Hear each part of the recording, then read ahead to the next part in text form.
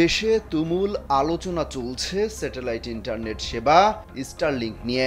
বাংলাদেশে এই সেবা চালু করতে ব্যাপক আগ্রহ দেখাচ্ছেন বিশ্বের সবচেয়ে ধনী ইলন মাস্ক। ধারণা করা হচ্ছে এই সেবা চালু হলে ইন্টারনেট গতির ধারণাই বদলে যাবে ব্যবহারকারীদের। তবে এ সম্পর্কে এখনো অনেক কিছুই অজানা মানুষের। মূলত এর খরচ কেমন, কি কি সুবিধা পাওয়া যাবে এসব নিয়ে চর্চা চলছে।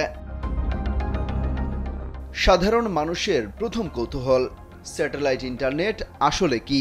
এটি হচ্ছে যোগাযোগমূলক স্যাটেলাইট তথা জিও স্টেশনারি উপগ্রহের সাহায্যে সংযুক্ত হওয়ার প্রক্রিয়া। এই সংযোগ তারবিহীন এবং দ্রুত গতিতে সার্ভিস দিতে পারে। কামন ব্রো, এসব অনেক কিছু আসবে আর যাবে, এক্সপার্ট কিন্তু থেকেই যাবে। অর্থাৎ কোনো ধরনের তারের সংযোগ ছাড়াই মহাকাশে থাকা স্যাটেলাইটের মাধ্যমে সরাসরি বাসায় বা ফোনে ইন্টারনেট সংযোগ পাওয়া যাবে। ফলে বিমানে বসে কিংবা দুর্গম এলাকায় অথবা ভয়াবহ দুর্যোগের মধ্যেও ইন্টারনেট সেবা পাওয়া যাবে। স্টারলিংকের মূল প্রতিষ্ঠান স্পেসএক্স। ওয়েবসাইটে দেয়া তথ্য অনুযায়ী তাদের ইন্টারনেট সেবা জিও স্টেশনারি থেকে আসে, যা ৩৫,৭৮৬ কিলোমিটার উপর থেকে পৃথিবীকে প্রদক্ষিণ করে। সবশেষ হিসেবে স্টারলিংকের ৬,৯৯৪টি স্যাটেলাইট স্থাপিত হয়েছে, আর বিশ্বে প্রায় ১০০টির বেশি দেশে তাদের কার্যক্রম রয়েছে। যে কেউ চাইলে ৫০০ বা ১,০০০ টাকা দিয়ে স্টারলিংকের সংযোগ চালু করতে পারবে না। সেবা পেতে গ্রাহককে অবশ্যই টেলিভিশনের অ্যান্টেনার মতো একটি ডিভাইস বসাতে হবে, যা পৃথিবীর কক্ষপথে ঘুরতে থাকা স্যাটেলাইটের সঙ্গে সংযোগ রক্ষা করে।